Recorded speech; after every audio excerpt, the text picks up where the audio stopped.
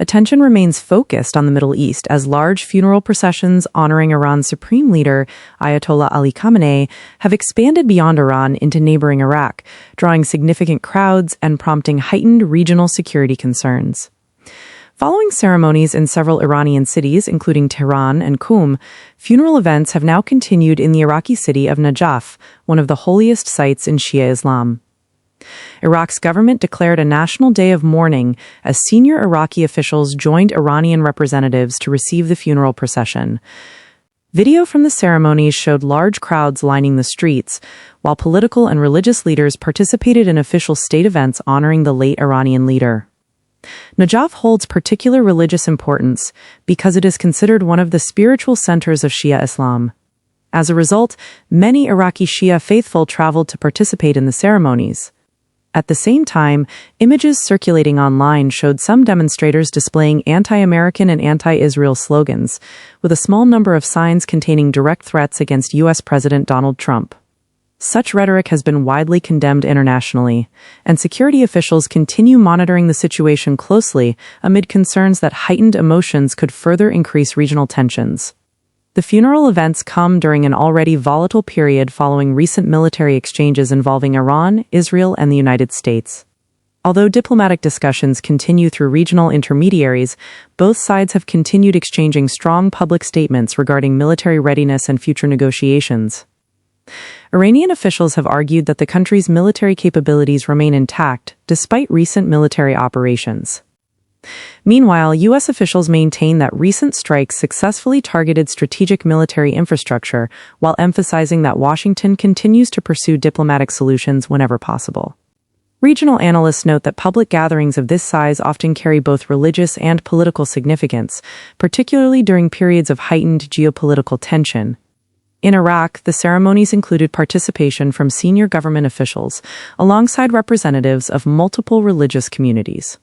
Observers also noted the attendance of Christian clergy and Kurdish representatives, reflecting Iraq's broader political and religious landscape. Meanwhile, military activity across the region remains under close observation. Civil governments continue monitoring shipping routes, military deployments, and energy infrastructure throughout the Persian Gulf and the Strait of Hormuz. Global markets remain sensitive to any developments that could affect international oil supplies. Even limited disruptions in the region can influence energy prices, because nearly 1/5 of the world's seaborne oil trade normally passes through the Strait of Hormuz. International shipping companies have continued reviewing security measures as naval forces from multiple countries maintain their presence in the area. Meanwhile, President Donald Trump has continued posting messages on social media highlighting U.S. military strength and defending his administration's Middle East policies. The president has repeatedly stated that the United States possesses unmatched military capabilities while arguing that his administration's actions have strengthened American national security. Those comments have been met with criticism from Iranian officials, who continue rejecting U.S. pressure while insisting that Iran will defend its sovereignty. Diplomatic efforts remain active despite the sharp public exchanges. Officials from several Gulf countries continue encouraging both Washington and Tehran to avoid additional military escalation and instead pursue dialogue aimed at preserving regional stability. Analysts caution that maintaining open communication channels remains critical to preventing misunderstandings that could trigger a broader conflict. At the same time, governments across Europe and Asia continue monitoring the situation because prolonged instability could affect global energy markets, shipping costs, and international trade.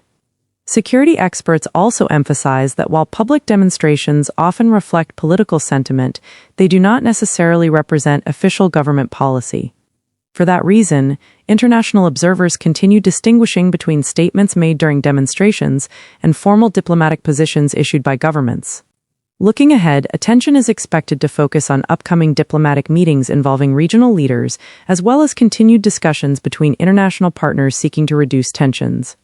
Whether those negotiations produce meaningful progress remains uncertain, but many governments continue stressing that diplomacy remains the preferred path forward.